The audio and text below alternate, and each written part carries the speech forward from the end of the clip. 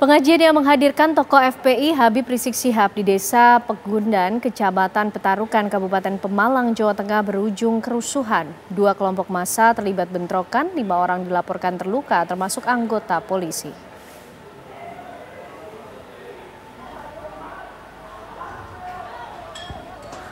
Dua kelompok massa yang pro dan kontra atas kehadiran tokoh FPI tersebut terlibat bentrokan fisik. Bentrokan ini bermula saat massa menolak mendekati lokasi pengajian dan terlibat cekcok dengan pendukung. Situasi semakin memanas saat lemparan batu, kayu, botol juga senjata tajam terjadi di antara dua kelompok. Sebanyak 15 orang mengalami luka-luka akibat insiden tersebut. 10 korban dari dua kelompok massa dan 4 korban dari anggota kepolisian. Korban dilarikan ke Rumah Sakit Siaga Medika dan ke RSI Al-Ikhlas Pemalang. Pihak kepolisian masih melakukan pengumpulan data dan penyelidikan untuk mengetahui pemicu utama dari kerusuhan.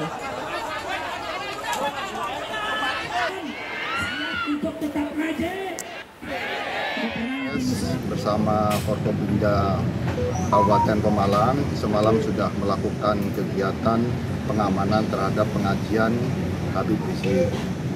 Alhamdulillah pengajian dari Habib Rizik berjalan dengan lancar. Namun di balik itu semua, sebelum itu ada kejadian insiden bentrokan dari kelompok PWI-LS maupun dari FPI. Namun dari insiden bentrokan tersebut, kita dari pihak kepolisian bersama aparat terkait, baik dari Kodim maupun dari Pemda, kita berhasil meredam situasi tersebut dan alhamdulillah acara berjalan dengan lancar. Ya. Ada berapa yang terluka, Dek? Yang dapat kita datakan, termonitor oleh kita ada 15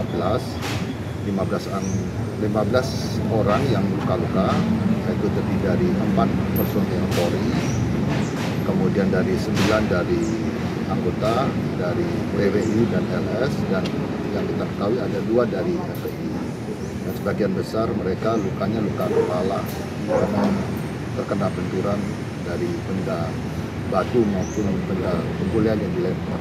Pemicu masih kita lakukan pendalaman karena kejadian insiden tersebut malam hari dan kita semua mengetahui bahwa lokasi tersebut di desa dan cukup rapat perumahan sehingga awal bentrokan itu harus kita lakukan penyelidikan dan kita saat ini. Aksi unjuk rasa tuntut legalitas penangkapan ikan baby lobster di Pangandaran, Jawa Barat diwarnai kericuhan. Nelayan yang kecewa tidak ada keputusan hasil pertemuan membakar 1 unit perahu di depan kantor pendopo Bupati. Massa yang marah ini juga terlibat bentrok dengan petugas yang berjaga. Mundur Pak, mundur tolong. Bawa duduk ikan. Duduk kan palsu, duduk ketang.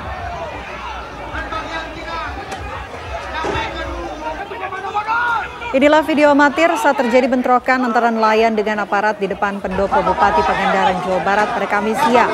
Kericuhan terjadi ketika petugas hendak memadamkan api yang membakar perahu namun dihalangi oleh massa.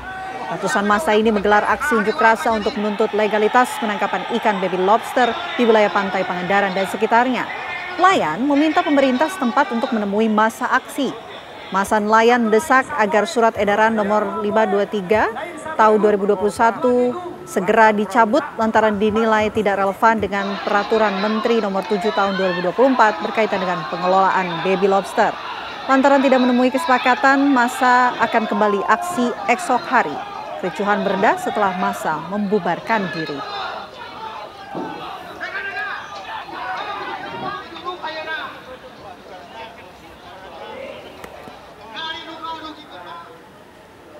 Polisi mengungkap temuan baru terkait dengan kasus kematian diplomat muda Kementerian Luar Negeri Arya Darupangayunan yang ditemukan tewas dengan kepala terlilit lakban di kosnya.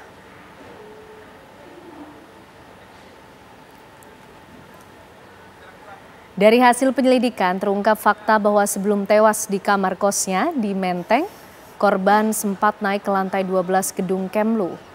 Kabid Humas Polda Metro Jaya Kombes Pol Ade Arisyam Indradi menyampaikan jika berdasarkan rekaman kamera pengawas didapati korban membawa tas gendong dan tas belanja.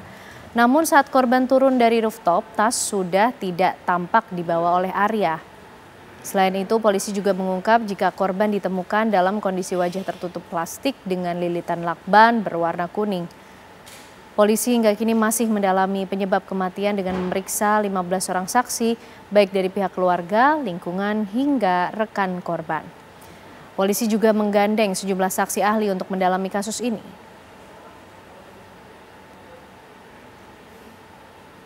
Jadi hasil pendalaman terhadap CCTV yang ada di gedung Kemenlu tempat korban bekerja, kemudian hasil pemeriksaan saksi-saksi yang dilakukan oleh penyelidik, maka diduga tanggal 7 Juli 2025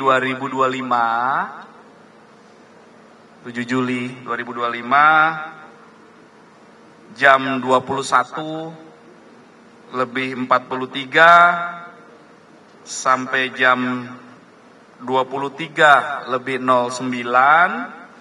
atau sekitar 1 jam 26 menit diduga korban berada di rooftop lantai 12 gedung Kemenlu. Kemudian penyelidik mendapatkan fakta bahwa berdasarkan pengamatan CCTV tersebut, awalnya korban naik membawa tas gendong dan tas belanja. Kemudian saat turun, korban sudah tidak membawa tas gendong dan tas belanja. Inilah fakta yang ditemukan.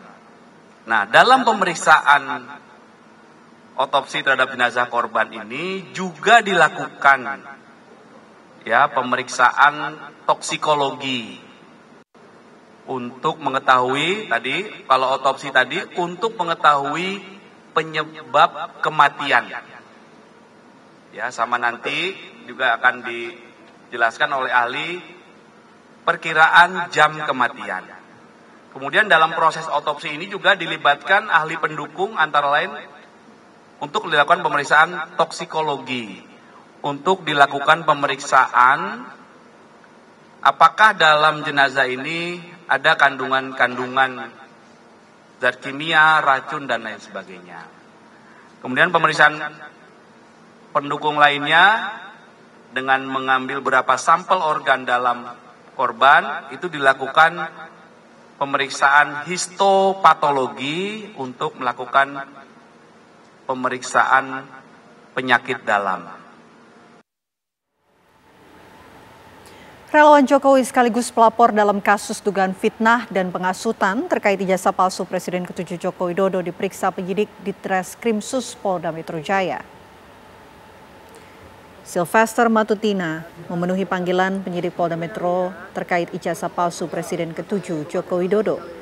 Pemeriksaan ini merupakan kelanjutan dari perlimpahan kasus dari Polres Metro Jakarta Selatan.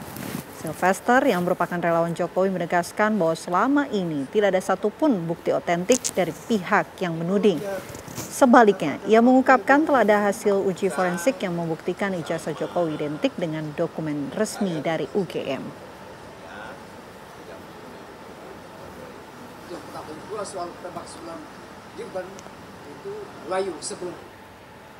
Sejak ditetapkan sebagai tersangka dugaan korupsi tata kelola minyak mentah dan produk kilang PT Pertamina tanggal 10 Juli lalu, keberadaan Muhammad Riza Khalid hingga kini masih misterius. Direktorat Jenderal Imigrasi Kementerian Imigrasi dan Pemasyarakatan mendeteksi jika pria yang dijuluki saudagar minyak itu berada di negeri jiran Malaysia. Dari yang kita monitor, yang bersangkutan sudah meninggalkan Indonesia sejak Februari. Sekarang ini masih ada di Malaysia dan kita sudah komunikasi dengan imigrasi yang ada di Malaysia, termasuk dengan polisi dari Malaysia. Ya, kami juga koordinasi dengan Pak Jaksa Agung kemarin pada saat penyerahan rubasan, pengelolaan rubasan kepada Jaksa Agung. Kami sudah komunikasi dan laporkan kepada beliau posisi yang bersangkutan ada di mana dan beliau sudah tahu yang bersangkutan. Satuan Tugas Pangan Polri menaikkan kasus beras oplosan dari tahap penyelidikan menjadi penyidikan. Dari hasil penyelidikan awal terhadap ratusan merek beras, ditemukan sejumlah produsen yang diduga melanggar ketentuan label kemasan yang tidak sesuai mutu. Dari hasil uji sampel terhadap 212 merek beras, ditemukan 3 produsen dari 5 merek beras yang diduga melanggar ketentuan label kemasan yang tidak sesuai mutu. Polisi ini telah memeriksa 14 saksi ahli terkait analisa beras dan perlindungan konsumen serta melakukan penggeledahan di sejumlah lokasi. Polisi juga menyita beras sebanyak 201 ton yang berasal dari berbagai merek dan kemasan. Kasus beras oplosan ini juga mendapat perhatian dari Presiden Prabowo Subianto yang menyebut praktik culas ini telah merugikan masyarakat dan negara hingga 100 triliun rupiah per tahunnya.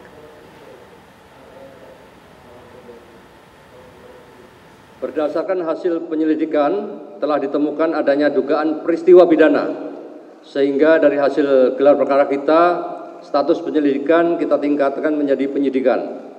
Selanjutnya, penyidik melakukan tindakan upaya paksa, yaitu pemeriksaan terhadap saksi sebanyak 14 orang, pemeriksaan terhadap ahli analisa beras Kementan, ahli perlindungan konsumen, penggeledahan dan penyitaan terhadap barang bukti, bersama dengan tim Puslap 4 Polri untuk mencari jejak digital, serta petugas pengambil contoh PPC Kementerian Pertanian RI dan di 4 lokasi TKP tersebut di atas. Selanjutnya kita melakukan pengujian laboratoris terhadap uji sampel yang kita temukan di lapangan tadi oleh Laboratorium Penguji Balai Besar Pengujian Standar Instrumen Pasca Panen Pertanian terhadap barang bukti tersebut. Sampai dengan pagi hari ini, barang bukti yang sudah kita sita yaitu beras total 201 ton dengan rincian kemasan 5 kg berbagai merek beras premium sebanyak 39.036 piece, kemasan 2,5 kg berbagai merek beras premium sebanyak 2.304 piece.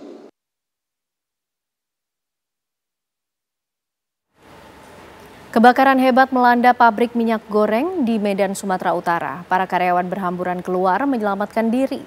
Warga resah kobaran api menyambar ke pemukiman warga.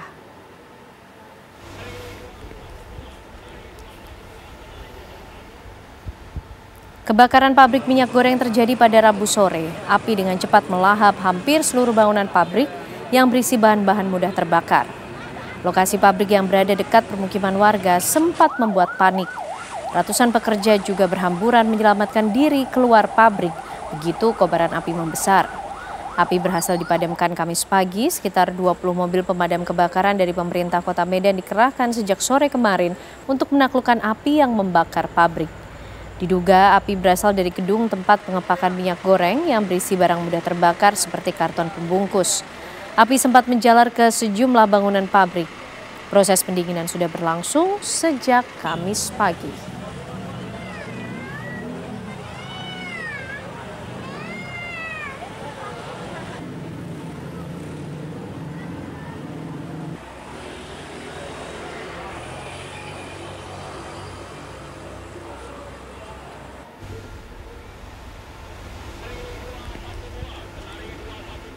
Bentrokan Thailand-Kamboja memanas, serangan udara tewaskan 6 orang di SPBU Sisake Thailand pada Kamis waktu setempat. Kami akan hadirkan informasi selengkapnya untuk Anda sesaat lagi.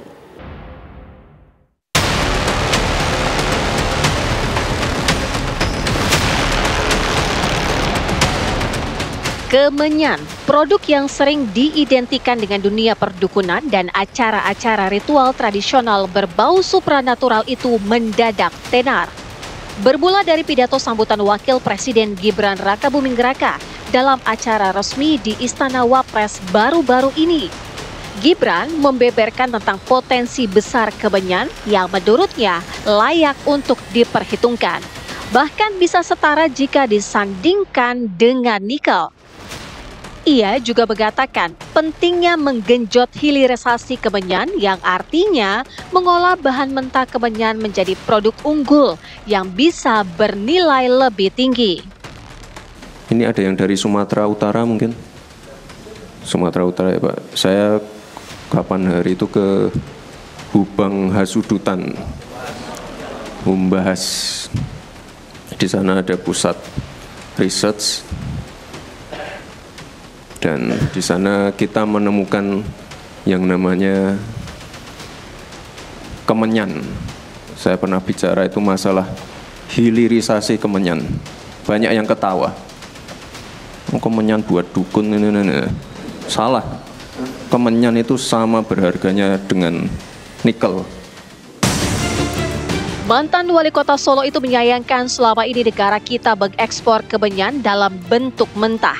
Padahal ada peluang untuk membuat produk olahan kemenyan yang bernilai jual tinggi.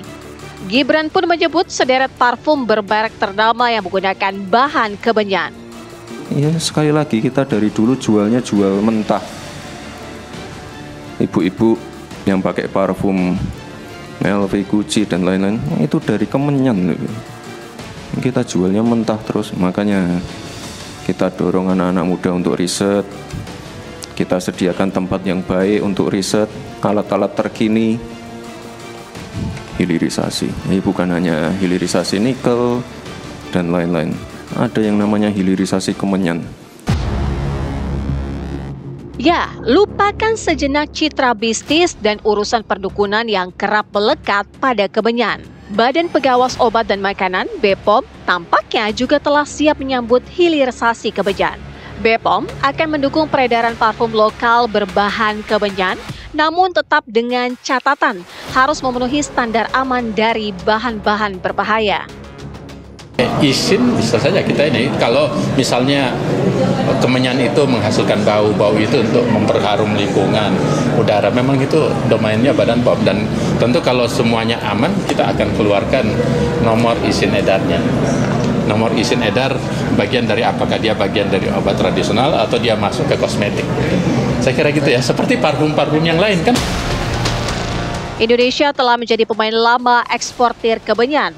Volume ekspor kemenyan Indonesia pada tahun 2024 mencapai 43.000 ton. Turun dibandingkan tahun 2023 yang menembus 45.000 ton. Namun begitu, nilai ekspornya naik menjadi 52 juta dolar Amerika Serikat dari sebelumnya 49 juta dolar Amerika Serikat. Negara yang paling banyak membeli kemenyan dari Indonesia adalah Cina, Perancis, Bangladesh, Mesir, serta India. Melihat potensi ini mungkin saja tak keliru ketika Wakil Presiden Gibran Rakabuming Raka begitu menggebu dalam menggenjot hilirisasi kemenyan. Hilirisasi ini memang penting untuk hal-hal yang berkaitan dengan memang di Indonesia itu melimpah, Mas. Ya, jadi perlu dilakukan riset itu. Nah, kita punya lembaga namanya BRIN.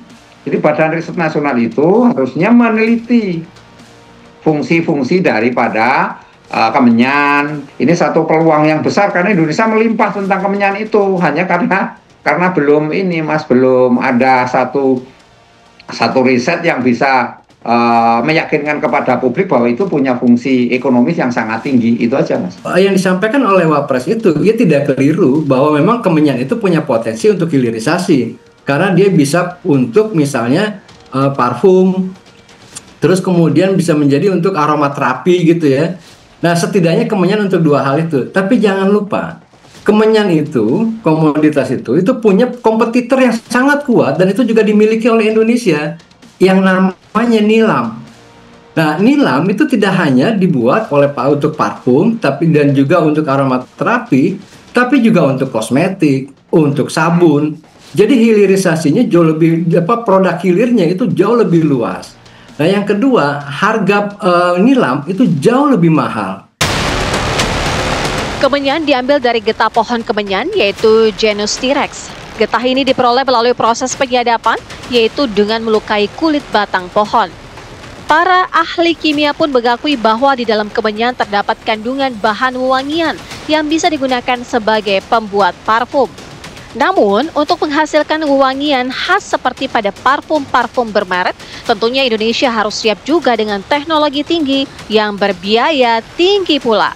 Dalam hal kita bicara kemenyan, ya, nah kalau membuat itu menjadi parfum dengan cara hilirisasi adalah proses memproduksi turunan-turunan dari kemenyan yang dikatakan diekstraksi dulu, bahan-bahan yang penting yang dikandung dalam kemenyan apa saja. Misalnya dia kan dalam kemenyan itu ada bahan kimia alami yang namanya benzoat atau asam benzoat. Dia itu biasanya digunakan sebagai parfum, tapi kalau untuk skala industri maka dia butuhkan teknologi untuk bagaimana memisahkan.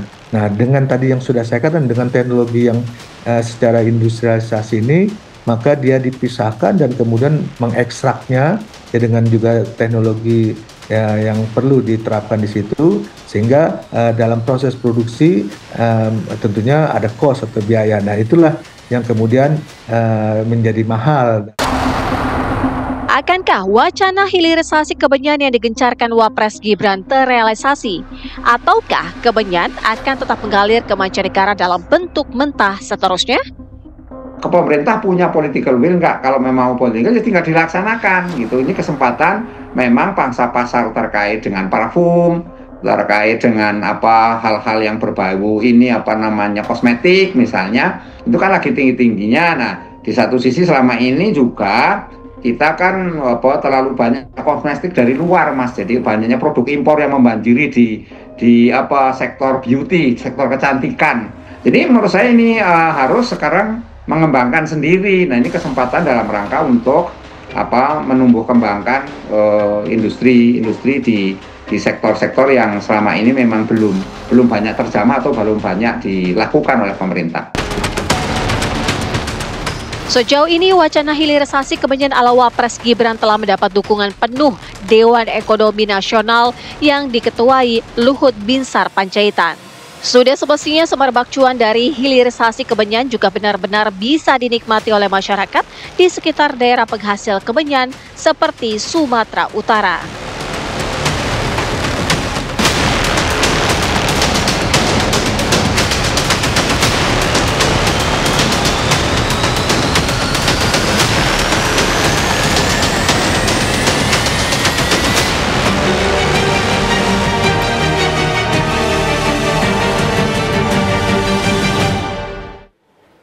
Ya, pemirsa, mantan prajurit marinir TNI Angkatan Laut Satria Arta Kumbara yang bergabung sebagai tentara Rusia memohon kepada pemerintah agar bisa kembali menjadi warga negara Indonesia. Lantas, apakah pemerintah membuka ruang bagi Satria Arta Kumbara untuk kembali mengajukan permohonan sebagai warga negara Indonesia? Kami hadirkan perbincangannya untuk Anda pemirsa sesaat lagi.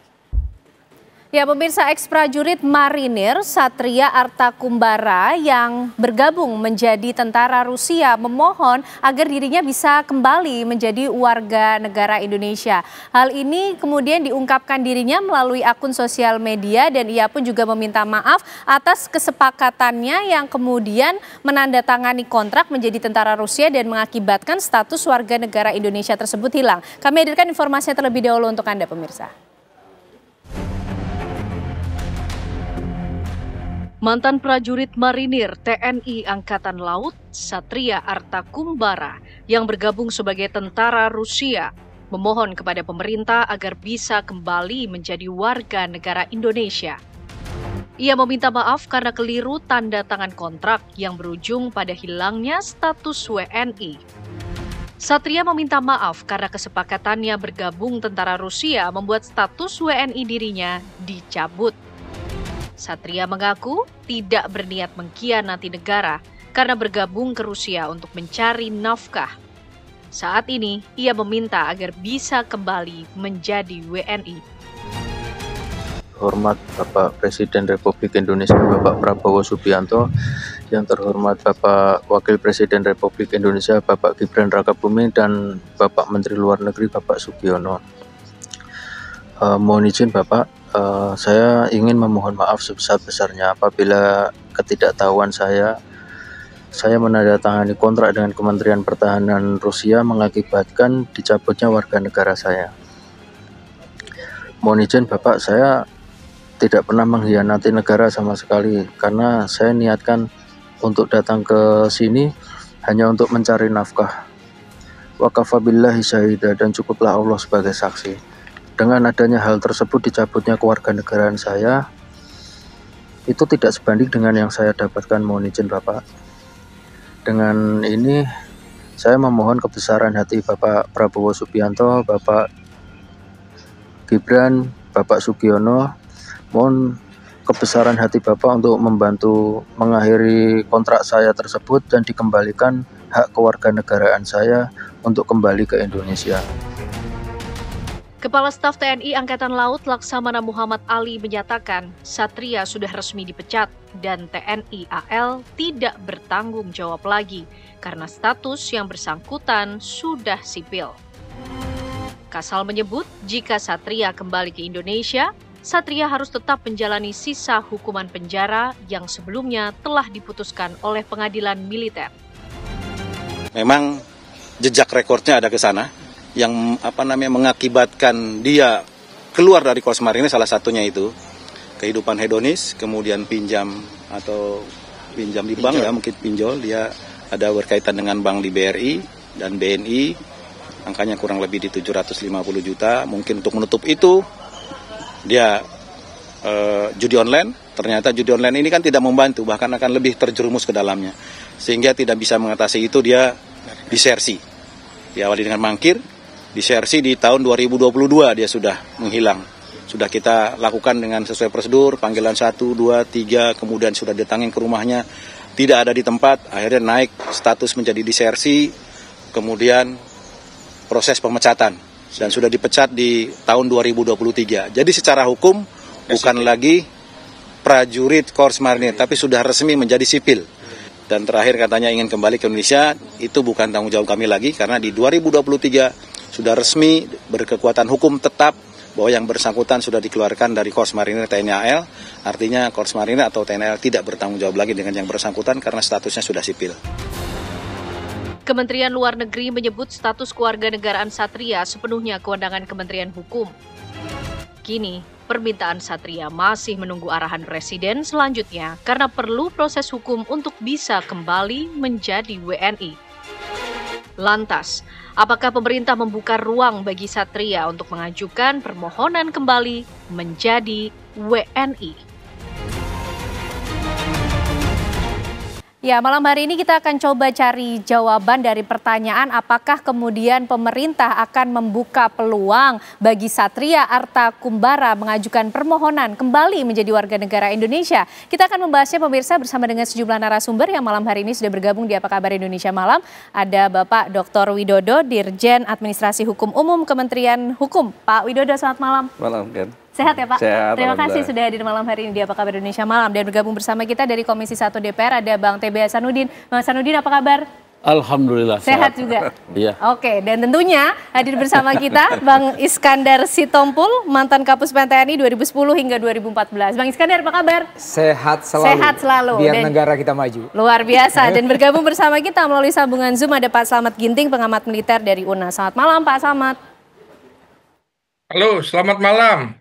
Oke, baik Pak Widodo, kita ingin cari tahu terlebih dahulu, apakah kemudian Kementerian Hukum sudah memverifikasi bagaimana kemudian status dari Satria Artakumbara dan bagaimana juga sih Pak sebetulnya aturannya?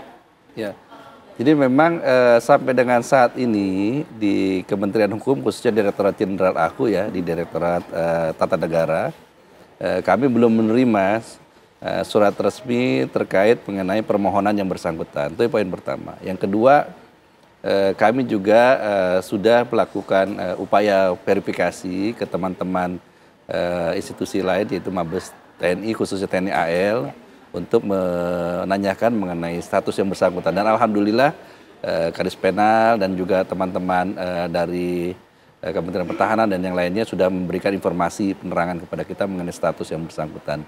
Tapi memang dari Undang-Undang Kewarganegaraan kita sangat rigid sekali. Kalau WNI bekerja di tempat lain atau di negara lain itu masih banyak ruang untuk artinya pemaklumannya gitu untuk bisa memahaminya. Tetapi kalau untuk orang berdinas militer asing ini undang-undang menyatakan dia kehilangan kewarganegaranya seketika. Dengan demikian ketika yang bersangkutan itu entah namanya kontrak atau apapun perjanjian dia untuk bergabung kepada dinas militer asing ya tentu otomatis dia bukan lagi warga negara Indonesia gitu. Oke, baik, kalau sudah undang-undang kita coba ke DPR. Bang Hasanuddin, gimana nih melihat peristiwa yang terjadi ini? Begini ya, prajurit ini namanya sih bagus ya, Satria Arta Kumbara. Tapi saya lihat tidak Satria. Kenapa begitu, Bang? Ya, disersi, ya. Dia prajurit, ya, kemudian belum terlalu lama bertugas, ya, dan kemudian dalam tugasnya yang sedang baik-baik saja, dan negara juga menafkahi dia sesuai aturan perundang-undangan, tapi kenapa kemudian melarikan diri tanpa pamit, tanpa izin, dan kemudian kalau melarikan diri seperti beliau tadi itu, ya, mungkin bekerja di tempat lain masih bisa dimaklumi, ya. Tetapi ini kemudian bergabung dengan angkatan Militer, perang ya. negara lain dan kemudian terlibat dalam pertempuran.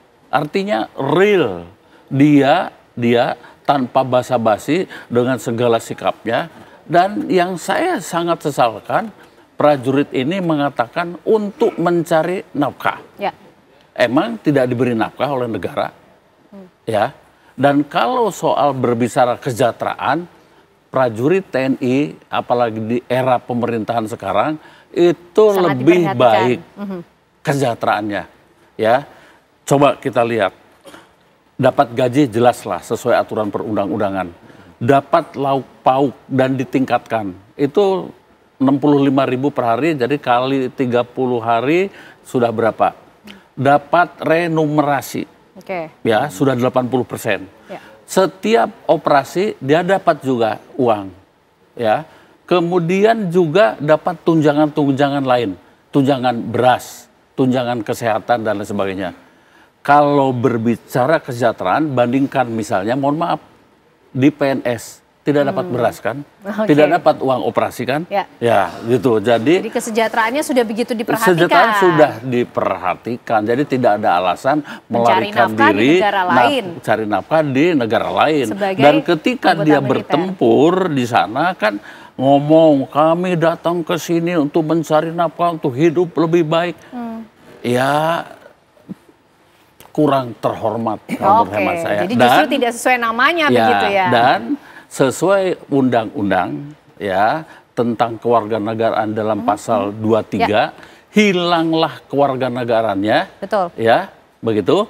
Apabila seorang warga negara itu, ya, ikut di dalam angkatan perang negara lain. Undang-Undang nomor 12 tahun 2006 ya Bang Asodri, tentang kewarganegaraan serta PP nomor 2 tahun 2007. Dan itu apalagi kalau sampai bertempur secara otomatis, ya, tidak ada prosedur lain. Oh ya, dia sudah dinyatakan bukan warga negara. Nah, begitu, jadi sudah final dia bukan warga negara Republik Indonesia lagi. Artinya apa? Tidak ada kewajiban negara untuk menolongnya. Ini nih menarik, tidak adakah kewajiban negara untuk menolongnya ketika Satria Arta Kumbara mengajukan permohonan. Nah ini menarik, tapi saya mau ke Pak Slamet dulu. Pak Slamet, ada tidak sih pernah menemukan kasus-kasus seperti ini? Ya, memang menarik ya, karena ini tentara dan ternyata tentaranya tidak paham dengan aturan hukum di Indonesia. Nah, menarik adalah persoalan ini pernah terjadi dalam kasus warga Indonesia yang tergabung atau ikut dalam ISIS ya, Islamic State of Iraq and Syria. Nah, tentu dengan beberapa pertimbangan mereka masuk ke situ. Ini bukan negara. Nah, tapi kalau ke Rusia ini kan negara. Nah, persoalannya adalah di dalam kasus warga negara Indonesia yang bergabung dalam ISIS itu, pemerintah Indonesia berusaha merepatriasi warganya agar bisa kembali ke Indonesia dan itu direhabilitasi. Nah, ini kan terkait dengan bagaimana mengembalikan warga Indonesia, memberikan bantuan rehabilitasi. Ini karena dianggap menyimpang. Nah, kemudian juga kita punya program pencegahan radikalisme di situ, sehingga pemerintah mau menerima kembali warganya. Pemerintah juga berharap agar ideologi radikal ini tidak menyebar ke lain-lain. Nah, kemudian juga atas dasar hukum dan keadilan. Karena memang dianggap orang yang tidak memahami hukum dan tidak tahu apa arti keadilan, sehingga mereka sampai ke ISIS. Dalam kasus disertir ini, yang menarik adalah sebenarnya di dalam undang-undang seseorang bisa kembali dijadikan warga negara apabila dia tidak dikenai hukum selama 1 tahun atau lebih. Nah, sementara ex-marinir ini dengan dia sudah dijatuhi hukum bahwa dia harus dipenjara, hukumannya penjaranya 1 tahun, sehingga di sini sulit bagi pemerintah, bagi negara untuk bisa mengembalikan hak dia meminta sebagai warga negara. Jadi ini diserahkan akhirnya diskresi kepada presiden. Presiden mau nggak menerima kasus seperti ini. Nah, ini yang menarik adalah kalau pemerintah atau negara begitu mudah memberikan kewarganegaraan kembali kepada disertir ini, maka akan bisa menularkan ke yang lain. Karena kan iming-imingnya begitu. Sekitar 35 juta menjadi tentara atau legiun veteran asing di daerah pertempuran. Kalau ini tidak diselesaikan, ini bahaya bagi TNI, harus ketat. Dan ini juga dia belum dipenjara ya. Harusnya dia bukan hanya keputusan dipecat dari dinas militer, dia harus menjalani hukum penjara. Karena dia ini kan sebenarnya kalau keterangan dari Mabesal tadi, dia kesannya memang menghindari hukum karena dia ada persoalan judol dan lain-lain segala macam. Pak Samad. Gitu. Bang Iskandar, TNI nampaknya juga harus begitu berhati-hati memperketat aturannya. Memang sebetulnya di dalam tubuh TNI seperti apa sih Bang Iskandar? Jadi ini saya mau sampaikan kepada semuanya ya. Jadi ini ada masalah ini kalau saya lihat kita buat 2 atau 3 kotak lah ya. Dari Kumham, dari DPR dan dari kami ini purnawirawan. Abang saya ini juga purnawirawan tapi di DPR Komisi 1. Tentunya mungkin kita perlu menyampaikan pesan ya kan. Yang pertama, kalau hukum tadi sudah jelas. Ini yang namanya Kumbara ini salah. Kenapa saya katakan salah? Tadi Kepala Staf Angkatan Laut sudah nyampaikan. Jadi dia ini tahun 2022 bulan Juni ya, dia ini udah disersi hilang dari peredaran marinir. Begitu hilang dia diajukan ke pidana militer ya, disersi. Di situ udah diputuskan pidana militer nomor 56 tahun 2023 ya, dia diputuskan penjara yang tadi disampaikan semuanya, penjara 1 tahun tambahan, dipecat dari militer. Sehingga ini saya bicarakan kotak TNI ini ya, dia udah nggak ada hubungan sama kita lagi karena dia sudah dipecat. Nah, namun di sini ada kita lihat begini, yang serunya di sini apa? Karena faktor ekonomi. Nah ini kan, disinilah mulai keluar asumsi-asumsi dan lain sebagainya. Misalnya tadi abang saya sudah bilang yang di DPR, Bang TB Hasanuddin udah mengatakan ada remunerisasi dan lain sebagainya. Itu benar. Tapi gaji pokoknya itu sangat kecil TNI ini. Aku menyampaikan di sini, aku juga membantu seluruh TNI yang ada di Indonesia ini sekarang, pasti dia melihat meskipun semuanya. Tidak membenarkan tindakan yang dilakukan Satria Arta Kumbara dong. Tindakannya ini salah benar. Apalagi dia mengatakan dia tidak tahu undang-undang. Ya mbok nanya lah sama komandannya. Ini pangkatnya sersan 1 nih. Apalagi menandatangani kesepakatan yang ujungnya pada status WNI-nya hilang. Kalau itu kita tidak bisa tolerir. Tapi tentunya mbok TNI ini kesejahteraannya diperhatikan. Gaji pokoknya nih maksud saya Mbak ya. Gaji pokoknya. Kenapa? Di sini kalau kita buat ya, tadi kan kita sudah senang kita lihat ya, gaji pokoknya mungkin dia hanya 3 juta. Tapi kalau kita lihat dia di negara Rusia itu 35 juta gajinya. Di sini ada satu Mbak yang perlu kita sampaikan semua. Ini tadi Pak Ginting bagus. Ada iming-iming, ini waspada kita. Ada namanya Wagner Group di dunia ini. Itu pengumpul tentara-tentara bayaran. Dia kumpul di sana, dia yang mendistribusikan ke negara-negara mana yang mau. Itu namanya Wagner Group, sampai sekarang masih ada. Dia memberikan gaji kepada perang sesuai dengan keahliannya. Dia marinir, berarti punya keistimewaan. Nah, kalau dia punya keistimewaan, itu ada gajinya dari 65 juta sampai 120 juta. Nah, ini posisi yang mana? Ini kan sangat menggiurkan nih. Ada nih asosiasi Wagner Group. Bisa kita baca di media sosial. Saya bukan asumsi, ada. Nah, jangan sampai ya seperti ini bisa menggiurkan tentara kita. Memang di tentara kita di situ saya waktu daftar dulu siap ditempatkan di mana saja, apapun bersedia mungkin mengabdi untuk negara. It's okay, tapi kan perkembangan media sosial sekarang orang bisa baca semua loh. Jadi kita harus waspada. Maksud saya di sini apa? Saya menghimbau kalau hukum udah salah benar ya kan. Kalau masalah ekonomi tadi mohon Komisi 1 saya ya. kurang setuju ini. Nanti ada kesempatan ya Mas Nurdin. Silakan Bang Iskandar dulu. Mau dilanjutkan dulu sebentar? Bang Iskandar mau dilanjutkan satu lagi dulu? tadi yang Bang Ginting mengatakan itu benar. Jadi semua ini tinggal presiden. Apakah dia mau kembali atau lagi itu adalah hak prerogatif atau diskresi presiden. Lain sudah tidak ada lagi. Silakan. Jadi begini ya. Ketika seorang warga negara masuk menjadi seorang prajurit TNI, darat, laut, udara dan sebagainya, dia sudah paham betul akan penghasilan yang diterima, termasuk gaji pokoknya. Ya, dan kita tidak berbicara gaji pokok, take home pay. Ya, seorang sersan 2 itu bisa lebih dari 5 juta. Ya. Itu mungkin 6 juta, kemudian ditambah lagi uang operasi dan sebagainya, ya, bisa lebih dari itu. Itu lebih dari UMR.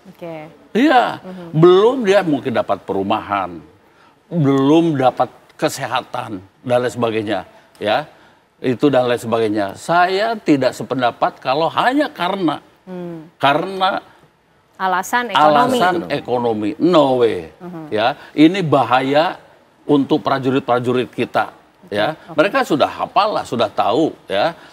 Tapi kalau memang dia sudah membandingkan bahwa prajurit TNI itu sedikit gajinya dan di luar, ya sudah tidak usah masuk ke TNI, silahkan saja. Dia sudah dilatih oleh negara memiliki kemampuan sebagai seorang bintara, sebagai seorang prajurit yang bisa bertempur dan kemudian dengan hasil didikan itu dia pergi. Hati-hati ini, ya hati-hati. Karena apa? Negara itu sekarang sudah memperhatikan para prajurit dengan baik. Iya, dengan baik. Kami di Komisi 1 itu diperhatikan, oh ini naikkan gaji lagi dan sebagainya. Tetapi tidak begitu saja. Ya, karena apa? Kami juga kan harus memikirkan kesehatan rakyat. Harus memikirkan pekerjaan rakyat. Harus juga memikirkan pendidikan rakyat. Ya, bukan hanya TNI saja yang diurusi. Tapi dalam kacamata saya, take home pay untuk para prajurit sudah cukup jauh lebih baik ketika era zaman saya letnan. Jadi kita jadi mendengar nih bagaimana kemudian zaman dahulu sampai sekarang, apa juga kemudian yang jadi modus-modus atau alasannya betul tidak sih seperti itu, tapi juga tidak bisa dijadikan pembenaran. Begini juga, ya, dan begini, mereka sebelum masuk itu sudah disumpah setia, sudah tanda tangan dan lain sebagainya. Dan ingat, di dalam peraturan atau hukum disiplin atau hukum pidana militer, baik disiplin maupun pidana militer, ya, mereka itu pindah pergi. Ada dalam pasal pasal 81 pindah untuk bertempur atau ikut menjadi prajurit negara lain, itu langsung otomatis. Baik, sebetulnya semua aturannya sudah ada secara detail, tapi yang sepakat sepertinya ini Satria Arta Kumbara kok dari rekam jejaknya seperti tidak pernah membaca apa yang menjadi kesepakatan dan aturan begitu ya Bang ya. Tapi ditahan dulu Bang itu sudah berdiri sekian puluh tahun. Baik, itu kita catatan kali penting. Ini ada prajurit yang melarikan diri untuk mencari nafkah. Nah, ini karena kasus spesial kita juga ingin tahu bagaimana kemudian negara ini akan hadir. Kita ini tidak mentoleransi. Tidak mentoleransi. Bagaimana kemudian hak prerogatif dari Presiden Prabowo lewat negara, tentunya kita ingin tahu dari Pak Widodo peluangnya seperti apa kemudian. Dijawabnya nanti ya Pak Widodo ya. Usai jeda kami kembali untuk Anda pemirsa. Baik, kita lanjutkan perbincangan kita malam hari ini pemirsa. Semakin malam semakin menarik karena nampaknya ini kasusnya spesial baru kali ini terjadi Pak Widodo. Kalau dari narasumber yang lain harusnya negara tidak mentoleransi. Tapi ini menjadi hak prerogatif dari Presiden Prabowo. Bagaimana Pak Widodo? Ya, tentu ketika tadi disampaikan menjadi sikap pemerintah atau bagaimana nanti sikapnya Bapak Presiden, ya Presiden ini kan terikat dengan sumpah jabatan di dalam Undang-Undang Dasar melaksanakan Undang-Undang Dasar dan peraturan perundang-undangan secara seluruh-seluruhnya gitu.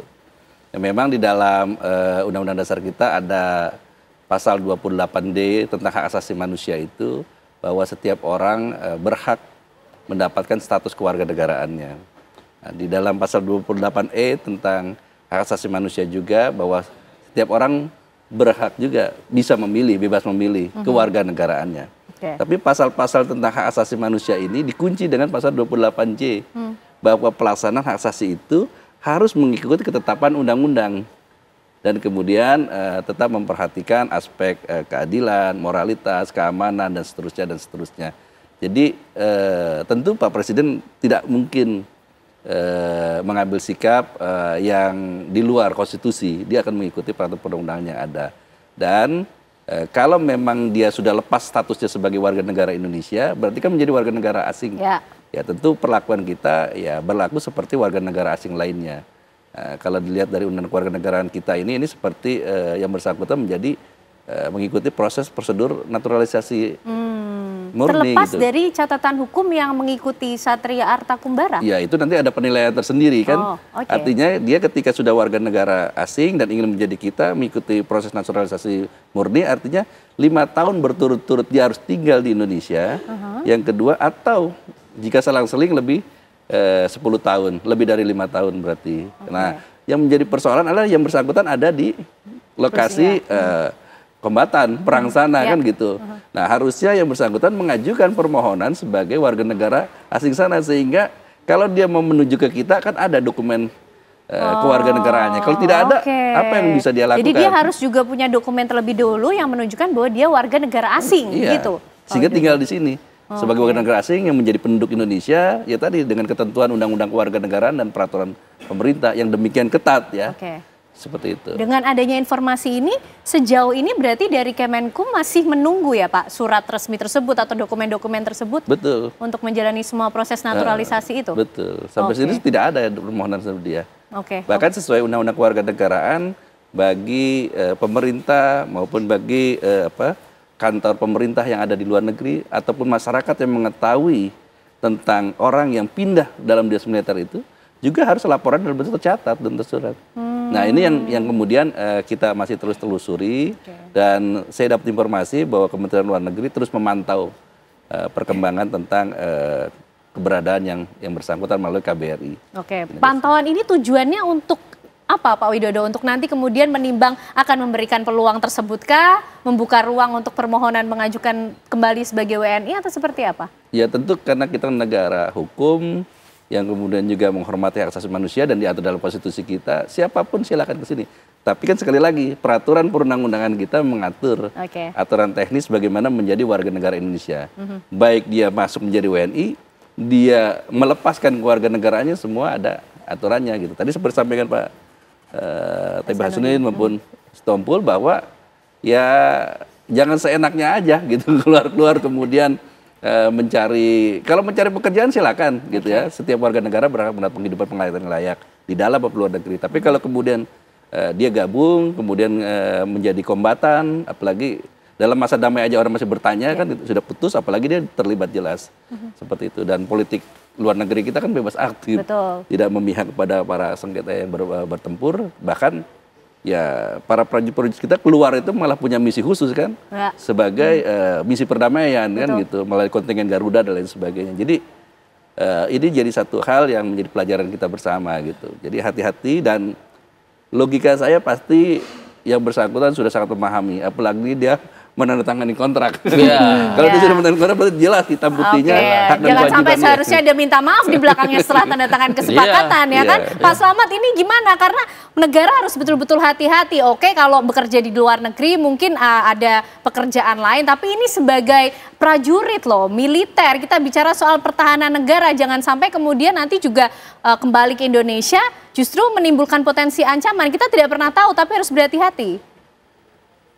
Ya, jadi implikasi internasionalnya juga luar biasa ya, karena kita memiliki kebijakan politik luar negeri yang bebas aktif dan kita berada di negara non-blok, yang berarti kita harus menjaga netralitas dalam konflik internasional dan lebih fokus pada kerjasama regional serta internasional untuk mencapai perdamaian dan stabilitas. Nah, kasus Satria Kumbara ini secara tidak langsung publik internasional akan melihat bahwa apa iya Indonesia bebas aktif? Mengapa tentara itu berada di kubu Rusia? Kan seperti itu. Walaupun kita bilang itu disertir, tapi kawasan internasional tidak akan bisa menerima sepenuhnya bahwa dia sebagai disertir. Nah, Indonesia kan sebenarnya kalau dikemukakan Satria yang tingkat kecerdasannya kurang menurut saya, dia selalu berbicara, saya ingin mencari petualangan, saya ingin mencari petualangan yang di Indonesia tidak ada. Nah, dia nggak tahu bahwa sejarah kontribusi tentara kita dalam operasi perdamaian PBB itu luar biasa. Dan sekarang kita masuk 5 besar negara di dunia yang memiliki kontribusi besar dalam perdamaian dunia. Kalau saja nanti ada 1 brigade kita masuk di Timur Tengah, kita sudah masuk nomor 3 besar di dunia. Nah, ini artinya apa? Dia tidak tahu bahwa teman-temannya yang marinir pun mendapatkan tugas operasi perdamaian PBB di Lebanon, Bosnia, Somalia, Kongo, dan lain-lain. Dan juga di tanah air ada di Papua. Ini kan sebenarnya kalau dia seperti ingin membujuk-bujuk teman-temannya.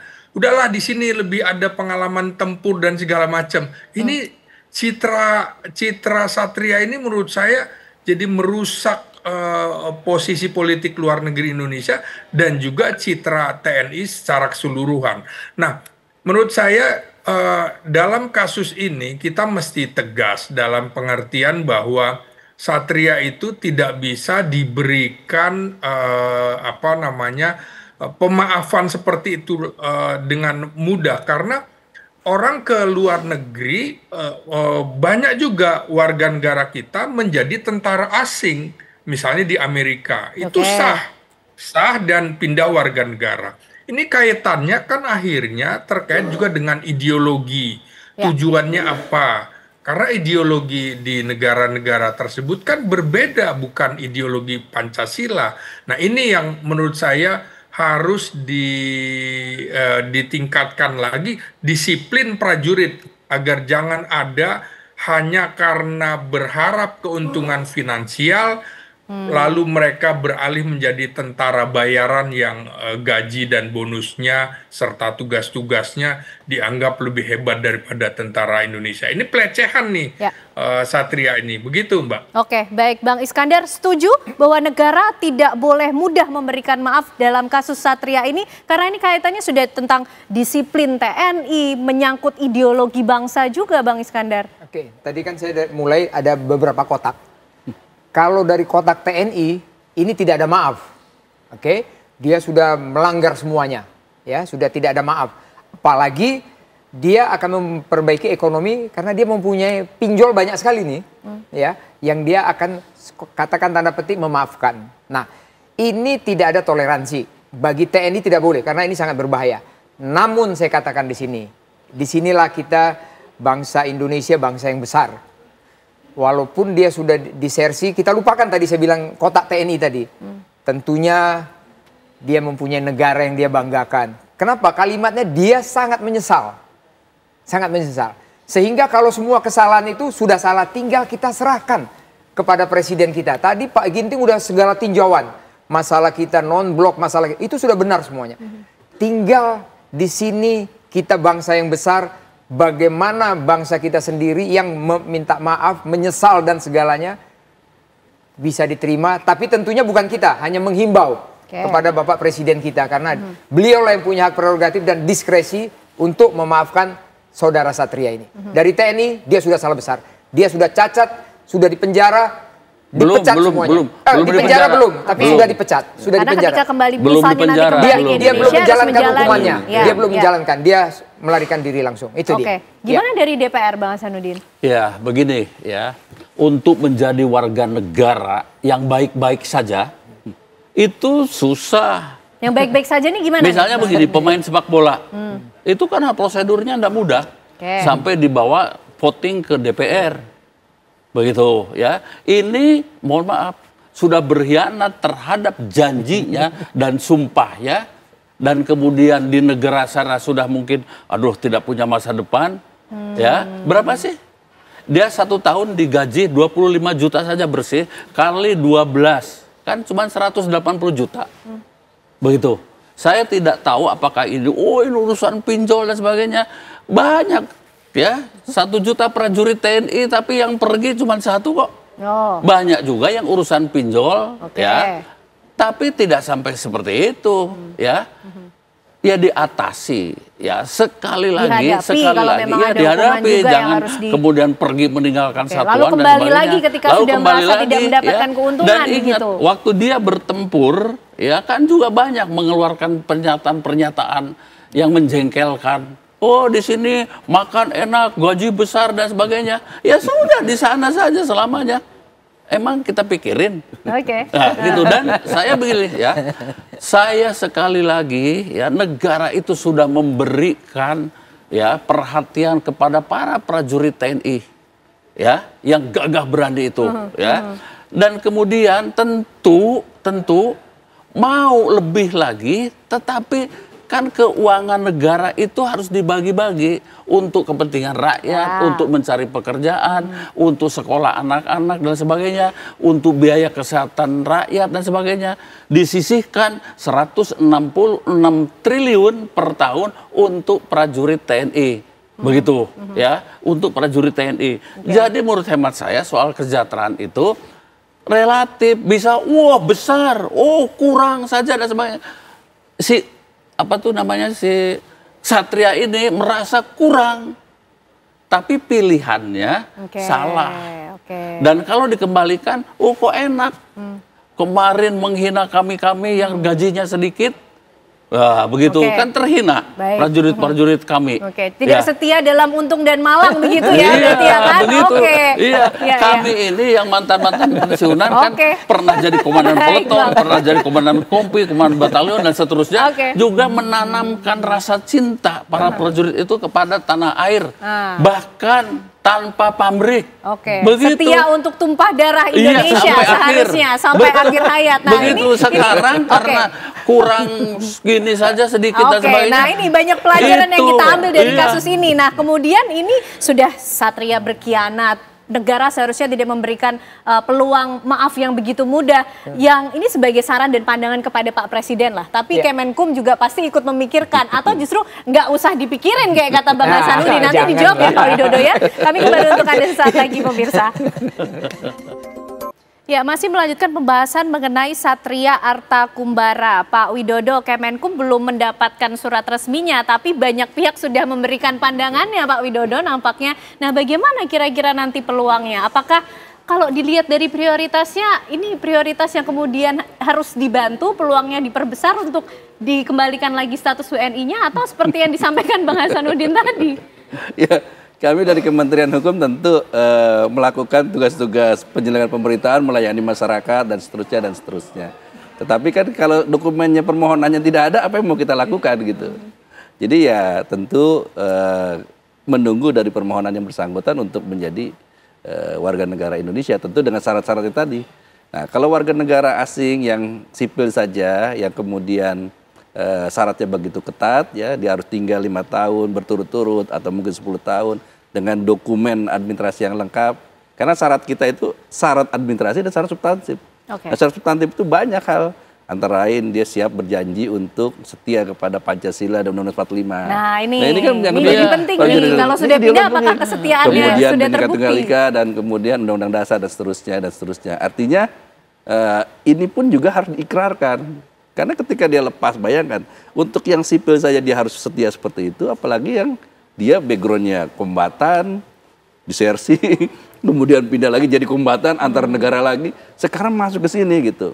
Banyak beberapa pihak mengatakan, oh ini kan demi hak asasi manusia. Ya betul, negara kita menghormati hak asasi manusia, tapi juga ada kewajiban hak asasi manusia.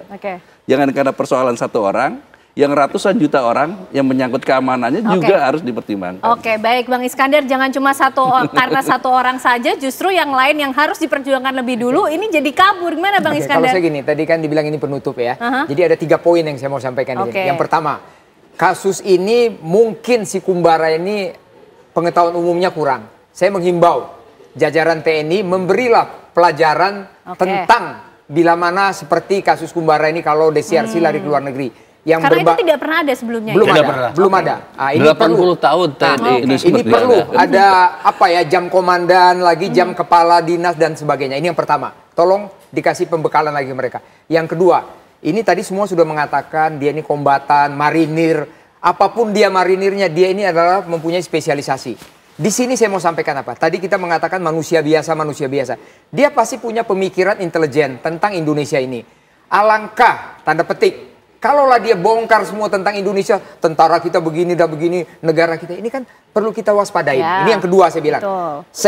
Dari tinjauan intelijen, mari kita sama-sama. Bukan berarti saya benar tidak. Mungkin saya salah juga menyampaikan tinjauan intelijen, tapi tentunya mari kita sama-sama supaya negara kita ini akur-akur saja, jangan mau diadu domba. Yang ketiga, saya menghimbau kepada Bapak Presiden atau Kemlu ini akan lebih pintar lagi, lebih jago lagi berhubungan dengan Kemlunya dari Rusia, kan di sini katanya di Kementerian Pertahanan.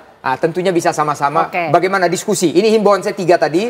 Setelah himbauan itu dapat data-datanya, semuanya serahkan Presiden. Biar Presiden yang memutuskan. Terima kasih. Presiden memutuskan, Kemenkum nanti menindaklanjuti. Pak Slamet, himbauannya apa Pak Slamet singkat? Ya, tentu saja supaya tidak terjadi lagi kasus-kasus disersi dalam tubuh militer, maka ketaatan dan kepatuhan serta disiplin militernya harus ditingkatkan di satuan-satuan lapangan terutama. Terus tanggung jawab dan akuntabilitas komandannya. Kalau dia sersan, berarti komandan peletonnya harus dimintai pertanggungjawaban juga. Mengapa kau tidak tahu anak buahmu melarikan diri dari tugas? Kemudian juga kohesi dan kerjasama tim di satuan-satuan itu harus ditingkatkan. Untuk membangun kohesi ini tentu saja penting untuk mencapai tujuan menciptakan tentara yang profesional, begitu. Oke, Bang Hasanuddin, kalaulah kasus ini sampai ke DPR, yang pertama untuk para prajurit TNI ya teruslah bekerja, berlatih, dan pada suatu saat mungkin Anda akan bertempur untuk keutuhan negara kesatuan Republik Indonesia. Jangan mikirkan apa yang didapat dari Republik ini. Itu. Tapi apa yang bisa diberikan? Apa yang bisa diberikan kalian kepada negara yang kita cintai. Kalau soal kebutuhan gaji dan sebagainya relatif, diberi berapa ratus juta pun per bulan, tetap Anda akan punya hawa nafsu untuk nambah lagi. Dan kemudian jangan kemudian dengan enak laissez-passer, tinggalkan saja lalu pergi ke tempat lain dan sekarang mewek. Baik. Saya berharap dipertimbangkan ratusan kali untuk menerima kembali. Karena apa? Dampaknya sangat negatif kepada semangat prajurit-prajurit yang sekarang ini sedang berjuang. Kita tunggu nanti bagaimana kira-kira penyelesaian dari kasus Satria Arta Kumbara ini. Terima kasih Bapak-Bapak semuanya. Saya ingin juga untuk saudara. Singkat saja, singkat sekali. Saudara Satria, sudahlah, Anda kan sudah merasa pilihan lah di Rusia. Di sana saja teruskan bekerja. Baik, begitu. Tapi nanti keputusannya masih kita lihat dari Pak Presiden kalau perlu bawa keluarganya. Baik, kita tunggu nanti bagaimana Presiden Prabowo Subianto juga memberi perhatian atas kasus ini. Terima kasih Bapak-Bapak semuanya untuk perbincangan yang luar biasa. Pak Widodo, Bang Hasanuddin, Bang Iskandar, dan juga Pak Slamet. Sehat selalu semuanya. Usai jeda pemirsa, kami masih akan kembali hadir dengan informasi dan perbincangan yang tidak kalah menarik. Karena esok Timnas akan melawan Thailand. Bagaimana kemudian peluang Indonesia menuju babak semifinal di Piala AFF U23? Kami hadirkan pembahasannya untuk Anda sesaat lagi. Besok kita akan menyaksikan duel dua raksasa ASEAN.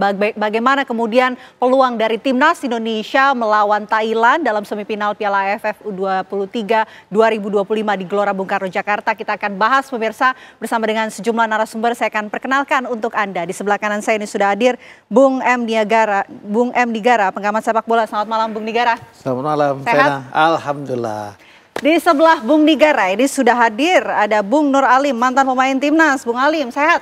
Sehat alhamdulillah, Mbak Bena. Saya mau ke Bung Alim dulu ya, Bung Nigara ya. Badannya segini pasti sehat. Oke, Bung Alim, ini besok pertandingan semifinal Timnas Indonesia melawan Thailand di kandang sendiri di Gelora Bung Karno, Jakarta. Tapi kalau kita tarik ke belakang, bagaimana sebetulnya performa dari Timnas Indonesia sepanjang fase grup? Apakah ini cukup gitu untuk melawan Thailand besok menurut Anda? Ya begini Mbak, pertandingan sekarang ini yang menghadapi tim Thailand, kemarin-kemarin itu belum kelihatan lah permainan timnas kita. Nah sekarang di pertandingan ini yang benar-benar ini pertandingan sakral ya.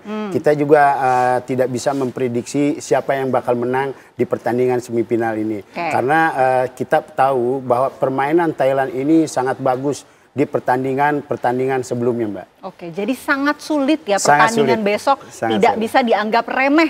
Oke, kalau gitu saya mau ke Bung Nigara. Bung Nigara, bagaimana peluang Timnas besok? Gini, tadi saya nyambung Nur Alim nih ya.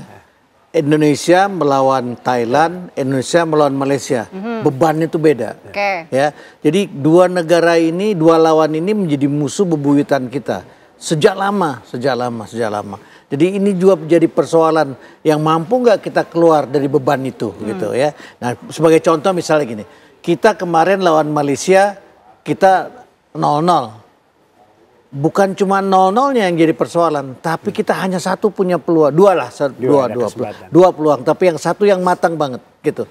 Kenapa sampai seperti itu? Tadi setelah sholat maghrib, saya ngobrol dengan Bung Dedi Reva, ya, beliau dia mantan pemain nasional, kapten terakhir klub Jayakarta. Jadi bersama dia saya bicara dengan beliau mengatakan bahwa kita ini bukan cuma finishing yang berat, tetapi aktivitas atau kreativitas kita menjelang finishing itu yang berkurang. Ini yang jadi persoalan. Harusnya di saat yang seperti sekarang ini menjelang finishing itu kreativitasnya bertambah. Gitu. Ini enggak gitu. Ini yang menjadi akhirnya seperti ada kekosongan sebelum sampai ke akhir ada kosong di sini nih. Gitu. Kan belakang, tengah, ternyata di sini harus ada satu lagi. Gini, ini yang selama ini kita bukan lupakan ya, belum terjamah gitu, sehingga akhirnya finishingnya nggak dapet gitu. Nah dengan posisi seperti ini melawan beban yang berat atas nama permusuhan yang sudah panjang, ini musuh dalam sepak bola ya, bukan musuh dalam arti apa gitu. Ini yang membuat beban itu menjadi bertambah berat gitu. Tentu saja kita berharap karena ini mainnya juga di Bekasi, penontonnya juga jauh lebih dekat, supportingnya juga menjadi lebih terasa begitu. Mudah-mudahan ini mempunyai makna yang lebih besar buat kita, karena kata Fame yang lama mengatakan bahwa penonton adalah pemain ke-12. Oke, Bung Alim, apakah ini karena kreator lapangan tengah kurang kreatif atau sebetulnya nggak ada pemain kunci? Ya karena kita lihat Mbak di pemain gelandang kita di antara Arhan sama sama Hanan, mereka kan juga beda permainan ya. Beda tipe ya. Beda tipe. Karena juga Arhan kita lihat dia bermain juga dengan punya pemain kecepatan. Tapi kemarin melawan Malaysia, Arhan itu kan tidak dimainkan, mungkin karena cedera, dia mempunyai kasih membola supply ke striker. Disinilah yang agak kekurangan, jadi agak sulit untuk buat seorang striker itu membuat gol Mbak.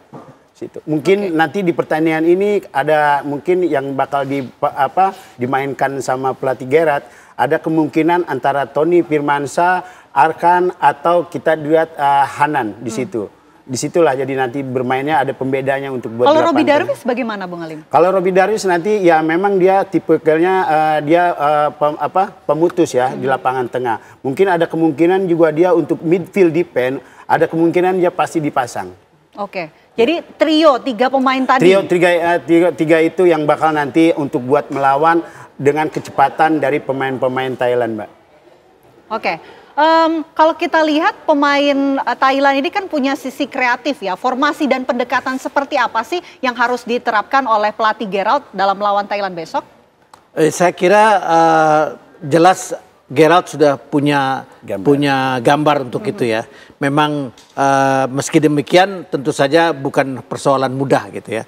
Nah, saya ingin mengatakan begini, dari 8 kali pertemuan U23 kita dengan Thailand, kita hanya satu kali menang. 3 kali draw, 4 kali kalah. Dan dari 4 kali kalah ada kekalahan 3-0.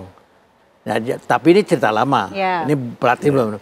Nah, tadi juga saya berdialog dengan Bung Profesor Effendi Ghazali, pengamat sepak bola juga tuh dia. Bicara sebelum kesini saya bicara juga dengan dia dan mengatakan yang berat. Sama dengan Nur Alim mengatakan berat. Meskipun tentu kita berharap ada sesuatu yang bisa menambah gairah anak-anak. Meskipun media-media di Thailand mengatakan ini saatnya tim Indonesia menang. Kenapa? Karena mereka juga sekarang sedang dalam keadaan yang tidak bagus-bagus banget. Mentalnya gitu. juga tidak baik ya. Ya, gitu pemain-pemain Thailand. Jadi ini yang kita harapkan ada sesuatu yang bisa mengisi kekosongan ini untuk bisa memenangkan pertarungan. Begitu, Vena. Pengalaman Bung Ali nih waktu melawan Malaysia dan juga Thailand, perbedaannya seperti apa? Ya, kalau kita lihat dari dua tim ini, mungkin Malaysia kita juga tahulah kekuatan pemain-pemain Malaysia karena kita satu rumpun ya. Tapi kalau untuk melawan Thailand, mungkin kita ada kendalanya di situ.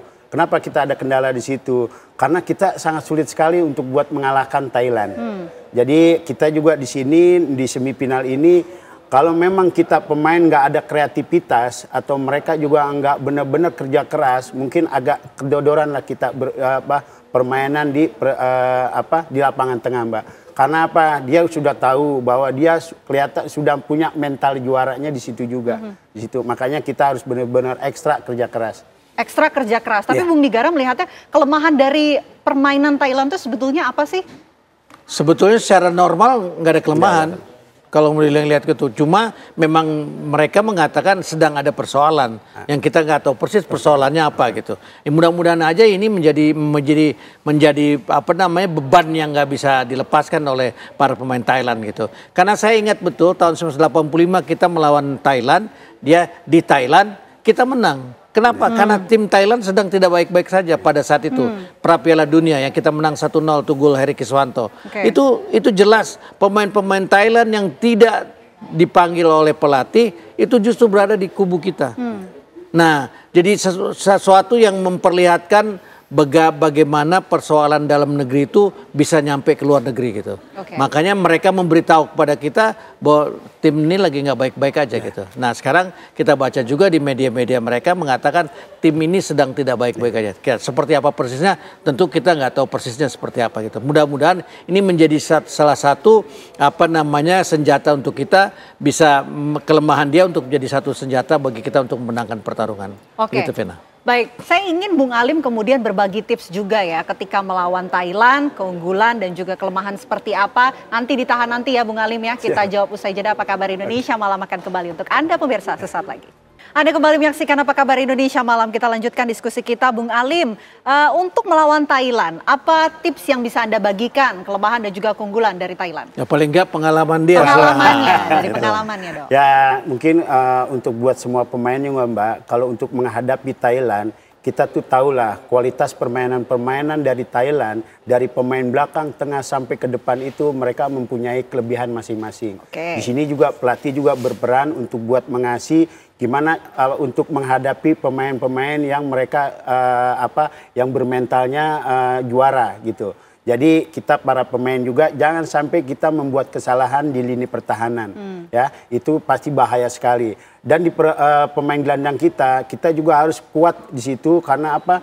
Pemain-pemain Thailand yang sekarang ini itu dia mempunyai dirjen lapangan ya diantaranya itu kapten. Dia yang selalu mengakselerasi serangan. Kadang kalau ada putus di situ dia memutus serangan. Kadang-kadang transaksi untuk buat menyerangnya itu bahaya sekali melalui sayap-sayap mereka. Disinilah kita ada peran dari pemain gelandang, entah di situ Arkan atau Kahaman harus bisa mengasih suplai bola untuk buat seorang striker.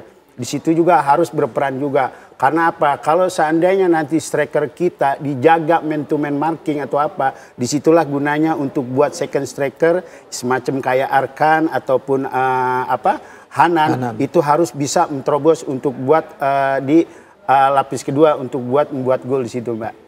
Oke, ngomong-ngomong soal striker nih, Bung Nigara, permainan dari Hoki Caraka dan juga Jan Srevo itu seperti apa? Saya berpikir gini, betul lawannya Brunei waktu itu, dia mencetak 6 gol. Betul lawannya Brunei, tetapi bagaimanapun dia punya insting untuk membuat gol. Insting ini yang menurut saya langka nih sekarang di anak-anak kita gitu, langka. Nah, perbedaannya bagaimana dia bisa mencetak gol kalau suplai bolanya nggak ada. Yang tadi saya bilang, kreativitas setelah tengah, kreativitas di sini menuju ke akhir, ini yang kurang. Nah, saya berharap menghadapi Thailand nanti, kreativitas ini tumbuh kembali. Dengan posisi seperti ini, maka Jan Revan ini bisa mampu menalurinya untuk membuat gol kembali timbul. Nah, persoalan yang juga nggak kecil buat kita, siapapun negara ASEAN yang bertemu dengan Indonesia, itu tekadnya jauh lebih besar ketimbang Thailand lawan Vietnam, Thailand lawan Malaysia, lawan Indonesia itu kayak kita ini seperti musuh bersama buat mereka. Mungkin karena kita besar, mungkin juga karena ada sejarah-sejarah sebelumnya yang membuat kita ini menjadi seperti momok bagi mereka. Untuk kalau mengalahkan Indonesia nih udah pasti enak deh gitu. Jadi kan kalau zaman dulu nih di Indonesia di PON, kalau ngalahin DKI itu rasanya seperti sampai ke dunia gitu. Sampai seperti kalau kita ngalahin DKI di final itu sampai seperti seolah-olah mendapat medali Olimpiade. Kenapa? Karena DKI itu semua pemain, semua atlet dikumpulin di sini dulu. Karena situasi dan kondisi yang memang DKI secara ekonomi di atas semuanya, maka atlet pada berlomba ke sini. Nah itu akhirnya jadi musuh bersama. Nah sama dengan Thailand, dengan sepak bola di Indonesia, semua sepertinya memusuhi Indonesia. Kalau ngelawan Indonesia tuh enak bener kalau menang gitu.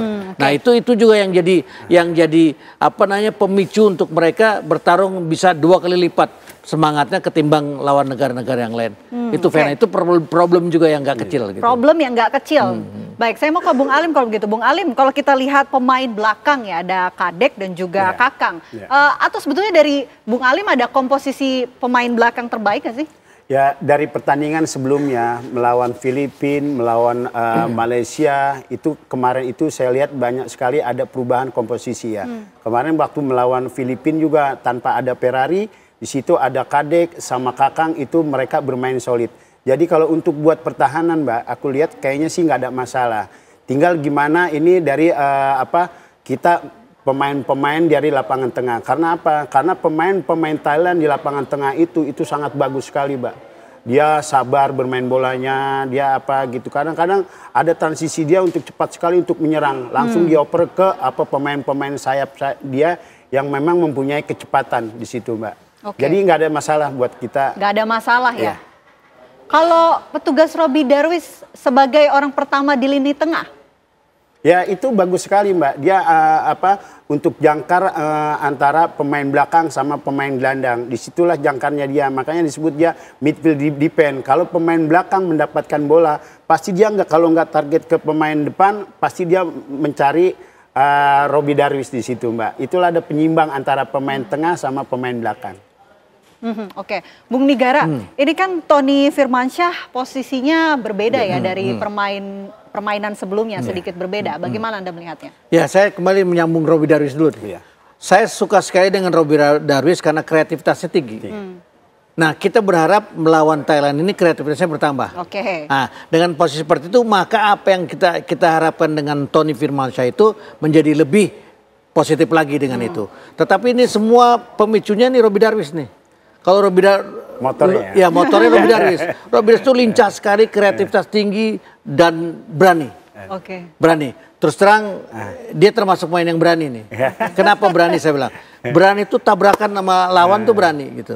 Banyak pemain yang apalagi kalau udah kelasnya 2 tinggi nggak berani tabrakan, takut cedera atau Robby Darwish itu berani gitu. Nah itu kita butuhkan. Nah, jangan lupa lemparan ke dalamnya. Nah itu lain lagi.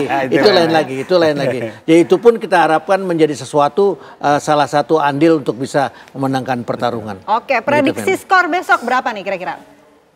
Harapan. Bukan. Saya prediksi kayaknya berat kalau prediksi ya. Harapan kita menang 1-0 aja cukup. 1-0. 1-0 cukup. Bung Alim? Memang ini pertandingan yang agak sulit Mbak untuk buat walaupun Indonesia ini bermain sebagai tuan rumah.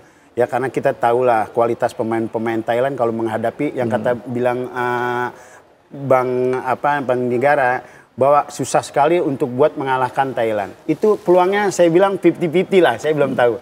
Tapi paling maksimal 1 yang bilang Bang Negara. Harapan.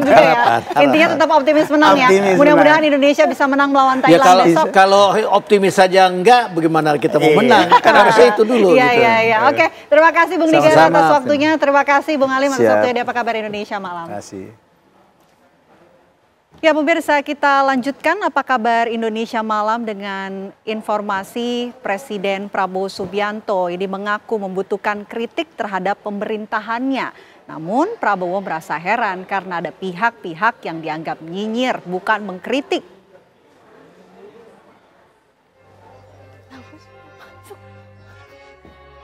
Pernyataan itu disampaikan oleh Prabowo saat berpidato dalam acara Harlah ke-27 PKB. Prabowo menyebut bahwa selama ini telah bekerja keras untuk melindungi kepentingan bangsa Indonesia dan rakyat Indonesia.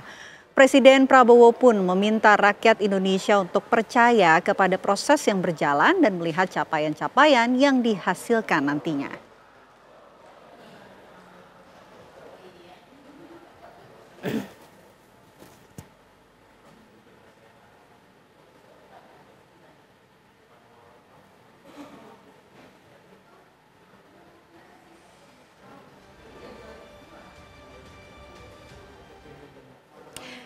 Ya, kita hadirkan informasi berikutnya. Kan ada informasi apa? Ya, betul sekali pemirsa. Kami masih memiliki informasi untuk Anda di mana kesepakatan tarif antara Indonesia dan Amerika masih terus difinalisasi, termasuk pembicaraan teknis untuk mengimplementasikan kesepakatan terkait tarif 19% dan juga persyaratan yang menyertainya.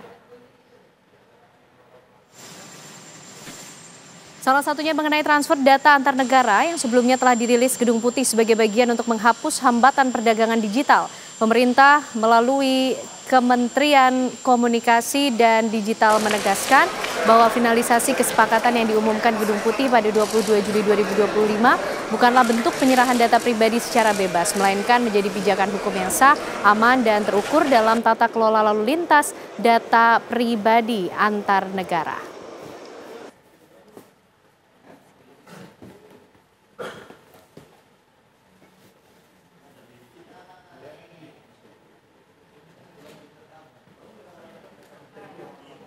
Ya, informasi tadi Kenana dan juga pemirsa tentunya menjadi penutup Apa Kabar Indonesia Malam hari ini. Mewakili kru yang bertugas, saya Vena Kintan. Dan saya Kenana, pemirsa pamit undur diri. Sesaat lagi Anda dapat menyaksikan program Dua Sisi bersama dengan Arif Fadil dan juga Aditya Nugroho. Kami pamit pemirsa, terima kasih. Selamat malam, sampai jumpa.